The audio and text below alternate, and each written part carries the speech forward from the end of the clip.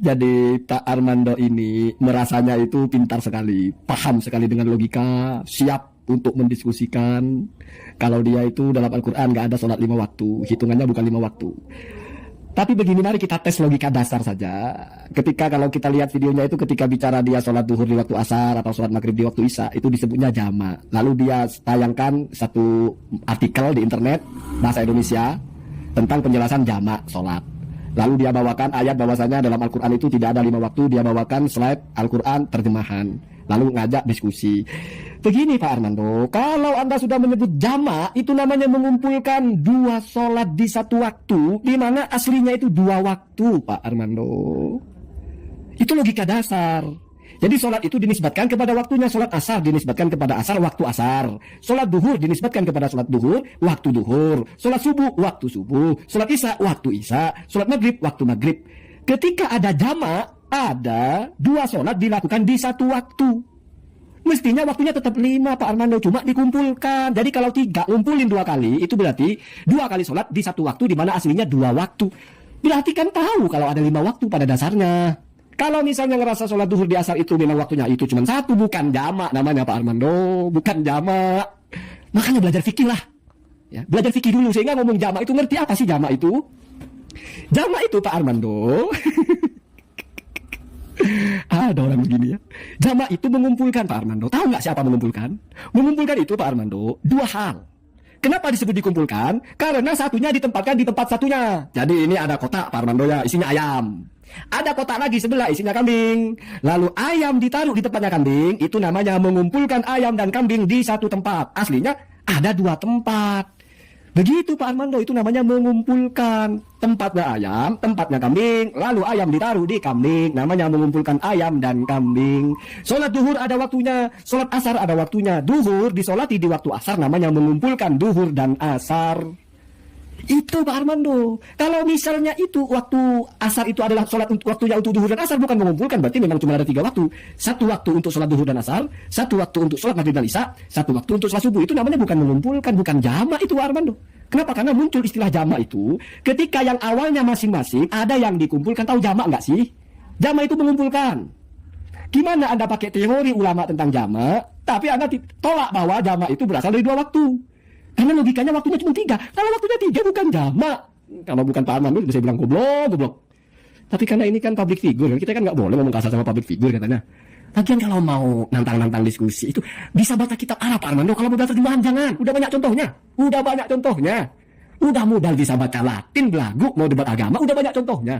Jadi lelucon. Jadi jangan ke situ, jangan. Nggak usah berdebat dalam Al-Quran waktunya 5 atau 3. Nggak usah, lelucon Pak Armando, lelucon. Konstruksi dasarnya aja nggak paham apa sih yang disebut dengan jama. Coba baca artikelnya itu, cuma dibaca judulnya sih. Jadi nggak sinkron kalau kita yakin waktu sholat cuma 3. Lalu kita sebut, makanya saya sholat duhur di waktu asar dengan dijama. Loh, sholat asar itu waktu asar kan karena ada sholat asar. Waktu duhur ada sholat duhur. Waktu maghrib ada sholat maghrib. Waktu isya ada sholat isya. Itu di hadis Pak Armando, malaikat Jibril datang menjelaskan kepada Nabi. Nabi menjelaskan kepada umatnya, kepada sahabat pada waktu itu. Ini loh sholat-sholat waktunya, duhur kapan, asar kapan, maghrib kapan, isya kapan, subuh kapan. Saya tidak bermaksud untuk menolak kalau Pak Armando itu mau menjamak sholat. Tapi kalau sudah bilang menjamak, terus bilang waktu sholat cuma 3, itu sama dengan, ya mungkin saya ini sudah nyebur, sudah air nyentuh di badan, tapi saya nggak basah. Kalau begitu nggak bisa murtad Pak Armando. Kenapa? Karena rusak akalnya. Orang murtad itu harus normal akalnya. Orang gila itu nggak akan murtad. Orang gila, bayi, orang yang nggak sempurna akalnya itu nggak ada murtad. Jadi bisa jadi Pak Armando ini nggak akan pernah murtad, jangan-jangan. Mau ngomong Tuhan tidak ada pun jangan-jangan tidak pernah murtad. Kalau misalnya akalnya tidak sempurna, hukum taklif itu termasuk riddah itu kepada orang yang sempurna akalnya. Normal gitu kan. Wallahu a'lam, tapi ya sempurna kayaknya. Saya paling tidak suka bicara murtad itu. Apalagi saya tidak ada keinginan untuk murtad. Karena murtad itu nggak ada keinginan Pak Armando. Itu murtad itu bukan sholat, jadi harus niat saya murtad. Enggak ya. Terus yang terakhir mungkin ya, tuduhan liberal. Saya kira berlebihan tuduhan liberal itu. Orang yang dituduh liberal di Indonesia itu Pak Armando ya. Misalnya yang masyhur lah yang sampai sekarang itu masih ada orangnya, misalnya Gus Ulil Abdullah. Itu Pak Armando dari kecil belajar kitab. Ya, matematika aja dulu dia cerita itu matematika ada pakai bahasa Arab. Jadi baca tafsir, nggak terjemahan modalnya. Ya, kalau dibilang modal terjemahan pemalas kayaknya. Jadi sudah tahu dia mengkonsumsi Islam di ampas paling bawah yaitu terjemahan, tapi dia merasa minum dari sumbernya langsung. Itu bukan liberal, itu nggak tahu diri namanya. Ya, kalau kita lihat orang-orang liberal Muhammad Arkon misalnya, orang-orang yang mainannya ala Pak Armando, kitab dia lahap.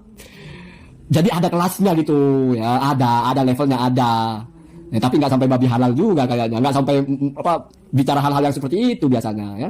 Wallahu alam. Jadi liberal juga nggak. Pak Armando ini kayaknya orang yang mungkin sedang mau naik daun atau mungkin nggak nemu isu sehingga tinggal ini isu yang tersisa, sehingga itu aja yang dikorek-korek. Memang iya. Memang ngomong agama yang aneh-aneh itu paling gampang kita jadi terkenal, gampang kita dianggap pinter dan gratis. Coba misalnya dia bicara tentang ekonomi dengan pembicaraan yang aneh-aneh. Ya kan repot. Kenapa? Karena ekonomi itu ya setidaknya, apalagi kedokteran, dokter dulu lah setidaknya mau bicara tentang dokter. Ekonomi setidaknya dia ekonom dulu lah. Terus dia riset dulu. Kalau agama enggak. Duduk-duduk, simak YouTube, buka internet, terbesit pikiran, ngomong. Oh, ternyata sholat itu enggak 5 waktu.